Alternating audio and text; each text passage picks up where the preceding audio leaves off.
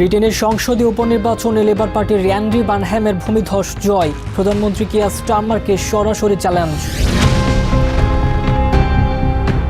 আগামী 6 বছরের বাজেট নিয়ে অমীমাংসিত আলোচনা ও মধ্যপ্রাচ্য ইস্যু নিয়ে সব পক্ষের ইতিবাচক সম্মতি নিয়ে শেষ হলো ইইউ সম্মেলন। পশ্চিমাদের কোনো আলটিমেটাম রাশিয়া কখনোই মেনে নেবে না, মন্তব্য ক্রেমলিনের মুখপাত্র দিমিত্রি পেসকভের। ইউক্রেনের হামলায় তীব্র জ্বালানি সংকট, কেন্দ্রীয় ব্যাংকে সুদের হার কমালো রাশিয়া।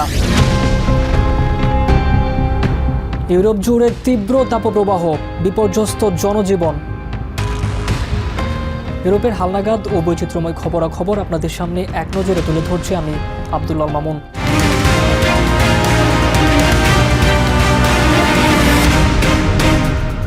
ব্রিটেনের মেকারফিল্ড সংসদীয় উপনির্বাচনে লেবার পার্টির প্রার্থী অ্যান্ডি বার্নহাম ভূমিধস জয় পেয়েছেন। 54.8% ভোট পেয়ে নাইজেল ফারাজের পপুলিস্ট দল রিফর্ম ইউকে বড় ব্যবধানে হারিয়েছেন তিনি। গ্রেটার ম্যানচেস্টারের সাবেক এই মেয়রের বিজয়ের মাধ্যমে ডাউনিং স্ট্রিটের নেতৃত্ব বদলের পথ তৈরি হলো। জনপ্রিয়তায় তলানিতে থাকা বর্তমান প্রধানমন্ত্রী কিয়ার স্টারমারকে সরাসরি চ্যালেঞ্জ জানাতে এখন আর বার্নহামের সামনে কোনো আইনি বাধা নেই। তবে স্টারমারও যে কোনো প্রতিযোগিতায় নামতে এখনও সক্ষম বলে জানিয়েছেন। Burnham Andrew Murray, commonly known as Andy Burnham, the Labour and Cooperative Party, 24,009. ব্রিটেনের মেকারফিল্ড উপনির্বাচনে 24,927 ভোট পেয়ে বিশাল ব্যবধানে জয়ী হয়েছেন লেবার পার্টির অ্যান্ডি বার্নহ্যাম। নাইজেল ফারাজের পপুলিস্ট দল রিফর্ম ইউকে বড় ব্যবধানে হারিয়ে তিনি আবারও ওয়েস্টমিনিস্টারে তার আসন নিশ্চিত করলেন। তবে এই জয় কেবলই একটি আসনের জয় নয়, বরং এটি ব্রিটিশ রাজনীতিতে এক নাটকীয় পরিবর্তনের ইঙ্গিত। বিজয়ী ভাষণে বার্নহ্যাম তার নিজের দল লেবার পার্টিকে সতর্ক করে দিয়ে বলেছেন, সাধারণ মানুষের পরিবর্তনের আকাঙ্ক্ষাকে ধারণ করাই দলটির জন্য শেষ সুযোগ। Everyone knows that politics isn't working. Everyone can feel that the country isn't where it should be. Tonight just could be the turning point. But I do say to my own party, this is a final chance to change. Labour পার্টির নিয়ম অনুযায়ী একজন সংসদ সদস্য একসাথে দুটি পদে থাকতে পারেন না। ফলে বার্নহ্যামকে দ্রুতই ম্যানচেস্টারের মেয়রের পদ থেকে ইস্তফা দিতে হবে। ব্রিটেনের নিয়ম অনুযায়ী প্রধানমন্ত্রী পদের লড়াইয়ে নামতে হলে পার্লামেন্টের সদস্য হওয়া বাধ্যতামূলক। আর তাই মেয়র বার্নহ্যামকে বসাতে নিজের আসন ছেড়ে স্বেচ্ছায় পদত্যাগ করেন মেকারফিল্ডের আগের লেবার এমপি জশ সাইমন্স। এবারের উপনির্বাচনে জিতে কমন্সে ফেরায় স্টারমারকে সরাসরি ক্ষমতা থেকে সরানোর মোক্ষম অস্ত্রটি বার্নহ্যামের হাতে। তবে দলীয় নেতৃত্বের এই চ্যালেঞ্জ জানাতে তার প্রয়োজন হবে অন্তত 81 জন লেবার এমপির সমর্থন, যা বার্নহ্যামের শিবিরের কাছে ইতিমধ্যেই রয়েছে বলে দাবি করা হচ্ছে। লেবার পার্টির 126 বছরের ইতিহাসে ক্ষমতাসীন কোনো প্রধানমন্ত্রীর বিরুদ্ধে এমন চ্যালেঞ্জের নজির না থাকলেও বর্তমান প্রধানমন্ত্রী কিয়ার স্টারমার স্পষ্ট জানিয়ে দিয়েছেন তিনি এই লড়াই থেকে পালিয়ে যাবেন না। There isn't a leadership contest. But when there is, it's imminent, Prime Minister. There isn't one at the moment. But as I've said on many occasions, I don't think that's a good thing for the country to plunge us into chaos.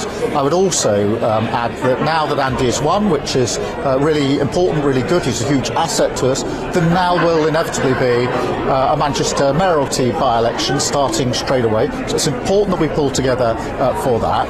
But if there is a contest, just to be clear with you, then yes, I will run, I will stand, and I've said repeatedly, I'm not going to walk away from that. ওয়েস্টমিনিস্টারের এই high profile রাজনৈতিক যুদ্ধ নিয়ে রাজধানী লন্ডনের সাধারণ নাগরিকদের মধ্যে মিশ্র প্রতিক্রিয়া দেখা দিয়েছে। বার্নহ্যামের এই জয়কে কেউ কেউ ইতিবাচক হিসেবে দেখলেও অনেকেই মনে করছেন বিশ্বজুড়ে চলমান অর্থনৈতিক সংকটের এই সময়ে লেবার পার্টির এমন অভ্যন্তরীণ কোন্দল দেশের জন্য কোনো সুফল বয়ে আনবে না। এই মুহূর্তে ব্রিটেনে একটি স্থিতিশীল সরকারের প্রয়োজন। I mean, I'm not a Labour supporter, so it wouldn't be what I would choose. But he seems sensible. He seems like he's done a good job in Manchester, so maybe. But certainly his policies are a lot more left-leaning than Starmer's. So I don't know how popular that would go down with certain sections of the population, but I don't know. Well, I just think it's premature. We in the left always seem to find a way to eat our own.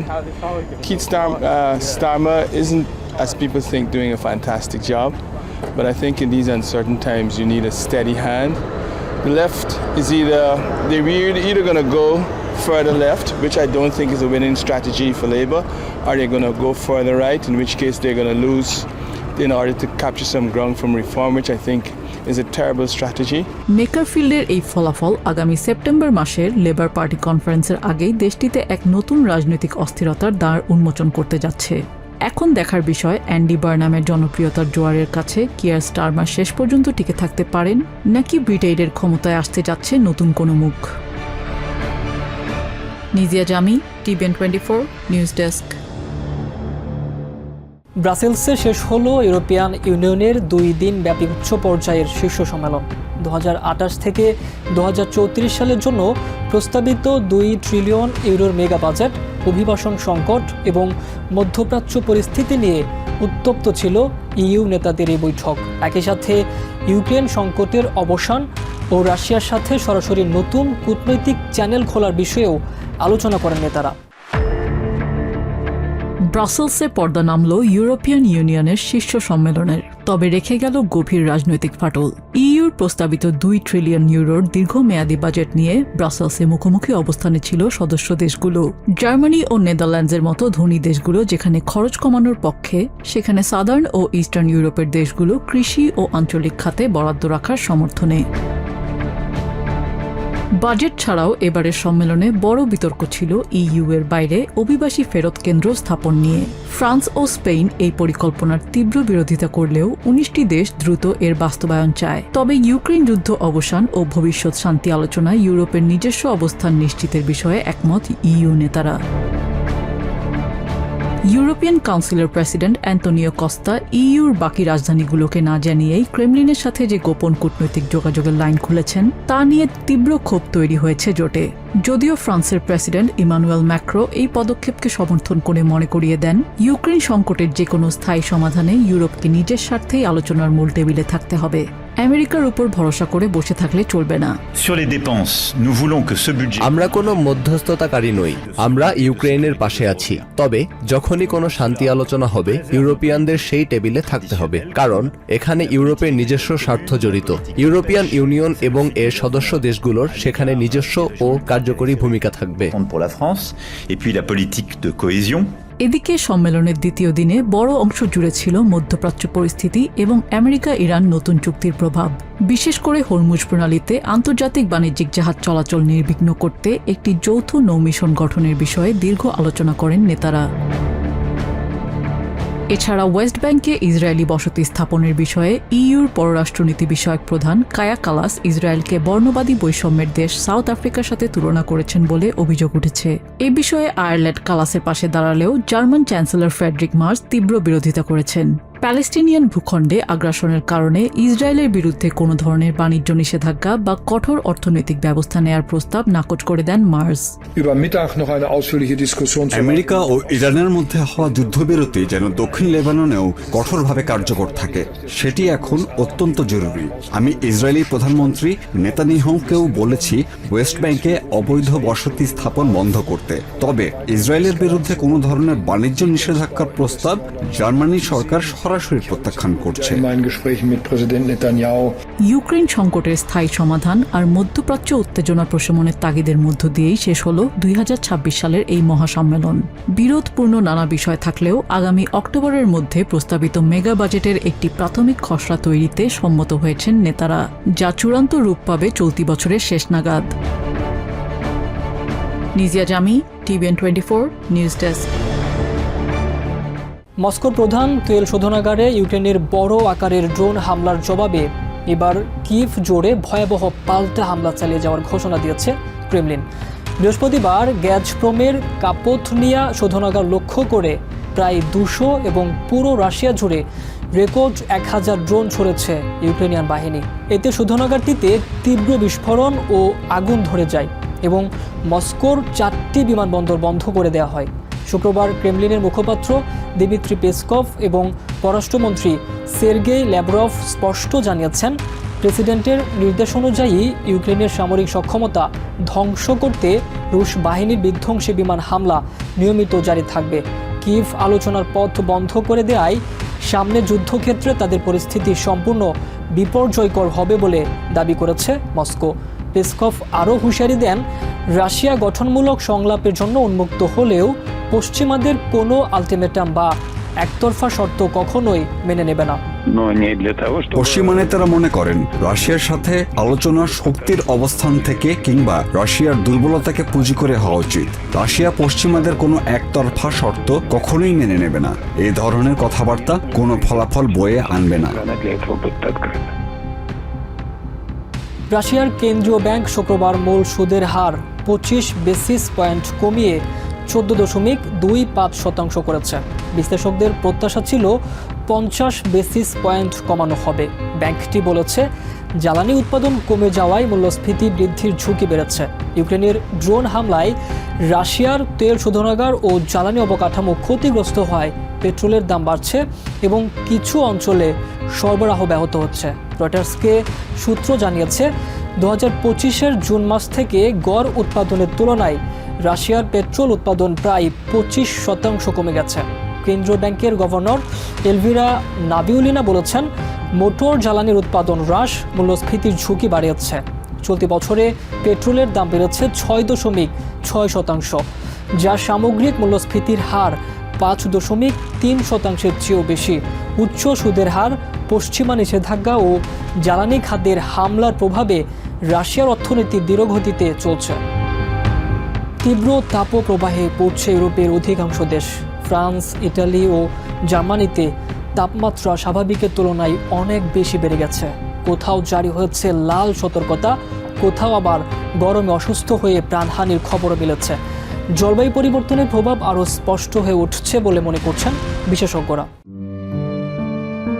ফ্রান্সের রাজধানী প্যারিসের তাপমাত্রা 38 degree Celsius ছুঁই। দেশটির মধ্য ও পূর্বাঞ্চলে বেশিরভাগ এলাকায় জারি করা হয়েছে অ্যাম্বার সতর্কতা। গরম থেকে বাঁচতে ছাতা, পানির বোতল আর স্প্রে নিয়ে রাস্তায় দেখা গেছে পর্যটক ও স্থানীয়দের। এবারের গ্রীষ্মটা সম্ভবত বেশ কঠিন হতে যাচ্ছে। জুনেই এমন গরম পড়েছে, তাই আমাদের সতর্ক থাকতে হচ্ছে। আমরা টুপি, পানির বোতল আর স্প্রে সঙ্গে রেখেছি। বিশেষজ্ঞদের মতে বৈশ্বিক উষ্ণতা বৃদ্ধির কারণে ভবিষ্যতে তাপপ্রবাহ আরও ঘন এবং তুলনামূলকভাবে বছরের শুরুর দিকেই দেখা দিতে পারে। প্যারিসে চলতি বছর এটি দ্বিতীয় বড় তাপপ্রবাহ। কয়েক বছর আগেও এমন ছিল না। জুন মাসের জন্য এই গরম অস্বাভাবিক। ঘাম ঝরছে, শ্বাসরুদ্ধকর পরিবেশ। জলবায়ু পরিবর্তনের প্রভাব আমি স্পষ্টভাবে অনুভব করছি। ইটালির ফ্লোরেন্সেও তাপমাত্রা 38 ডিগ্রি সেলসিয়াসে পৌঁছানোর আশঙ্কা রয়েছে। শহর জুড়ে খোলা হয়েছে ক্লাইমেট রিফিউজ বা শীতল আশ্রয় কেন্দ্র। পার্ক, লাইব্রেরি ও বাগানে ছায়া ও বিশুদ্ধ পানির ব্যবস্থা করা হয়েছে। But being from Norway, being used to winter and snow, this is for me. I have to say I enjoy it. I can't lie. So the sun is very nice, but as mentioned, the heat is sometimes a bit too much. It's quite insufferable, and we know heat. We come from India. It's getting hotter over there as well, and I did not expect it to be so hot so soon in Italy. So while we are enjoying Florence, it could have been cooler. অন্যদিকে জার্মানিতেও বছরের অন্যতম উষ্ণ দিন পার করছেন বাসিন্দারা। Dortmund চিড়িয়াখানায় শুধু মানুষ নয়, গরমে কষ্ট পাচ্ছে প্রাণীরাও। গন্ডারদের জন্য কাদায় পুকুরে পানি ভরা হচ্ছে, আর ওরাং ওটাংদের দেয়া হচ্ছে অতিরিক্ত পানীয়। কিছু প্রাণী গরম উপভোগ করে, আবার কিছু প্রাণী পানি বা কাদার সাহায্যে শরীর ঠান্ডা রাখে। গন্ডাররা ঘামতে পারে না, তাই তাদের জন্য কাদার পুকুর অত্যন্ত গুরুত্বপূর্ণ। ফ্রান্স, ইটালি ও জার্মানি জুড়ে তাপপ্রবাহের এই চিত্র ইউরোপে জলবায়ু পরিবর্তনের ক্রমবর্ধমান প্রভাবের আরেকটি সতর্ক সংকেত হয়ে উঠছে। আবহাওয়াবিদরা বলছেন, সামনের দিনগুলোতে পরিস্থিতি আরো কঠিন হতে পারে। Nahid Sihan, TVN 24 news desk. 1997 সালে জেট চালিত থ্রাস্ট SSC চালিয়ে শব্দের গতি অতিক্রম করেছিলেন বিশ্বের দ্রুততম মানুষ অ্যান্ডি গ্রিন। এবার 63 বছর বয়সী সাবেক RAF পাইলট হাইড্রোজেন চালিত গাড়িতে নতুন গতির রেকর্ড গড়ার চ্যালেঞ্জ নিয়েছেন। আগামী অগাস্টে আমেরিকার বোনেভিল সল্ট ফ্ল্যাটসে 32 ফুট দীর্ঘ জেসিবি হাইড্রোম্যাক্স নিয়ে পথে নামবেন গ্রিন। লক্ষ্য 2006 সালে একই স্থানে জেসিবি ডিজেল ম্যাক্সের গড়া ঘন্টায় 350.092 মাইল গতির ডিজেল রেকর্ড ভাঙা। জেসিবি প্রোড্রাইভ, রিকার্ডো ও এক্সট্রাকের যৌথ উদ্যোগে তৈরি গাড়িটি পরীক্ষামূলক চালনায় এরই মধ্যে ঘন্টায় 177 মাইল গতি তুলেছে, তাও মাত্র তৃতীয় গিয়ারে। গাড়িটিতে রয়েছে দুটি উৎপাদন ভিত্তিক হাইড্রোজেন ইঞ্জিন, যা মিলিয়ে 1600 ব্রেক হর্স পাওয়ার শক্তি উৎপাদন করতে পারে। মোটর স্পোর্টের নিয়ন্ত্রক সংস্থা FIA অনুমোদিত এই প্রচেষ্টা হাইড্রোজেন চালিত প্রযুক্তির সম্ভাবনা তুলে ধরার একটি বড় উদ্যোগ হিসেবে দেখা হচ্ছে। এক নজরে ইউরোপের আরও নানা খবর পেতে চোখ রাখুন TVN 24 নিউজ নেটওয়ার্কের ইউটিউব ও ফেসবুক পেজে। নিউ ইয়র্ক থেকে সম্প্রচারিত TVN 24 টেলিভিশন বিশ্বজুড়ে বাঙালির কণ্ঠস্বর।